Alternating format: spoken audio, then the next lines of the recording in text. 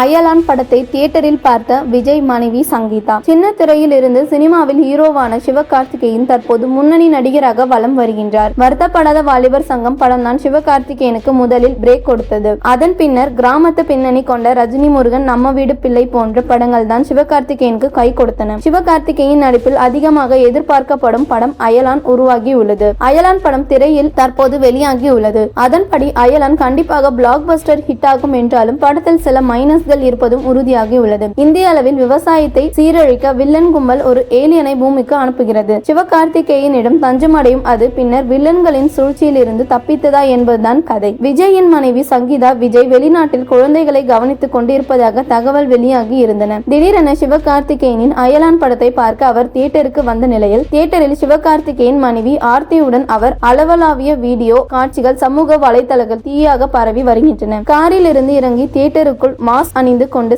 சங்கீதா விஜய் சென்ற வீடியோ காட்சிகள் வெளியாகி காலையிலிருந்தே சமூக வலைதளங்களில் ட்ரெண்ட் ஆனது. இன்னொரு பக்கம் விஜயை போலவே விஜயின் மனைவியும் நடிகர் சிவகார்த்திகேயனுக்கு ஆதரவு தெரிவிக்க படத்தை தியேட்டருக்கு சென்று பார்த்துள்ளார்.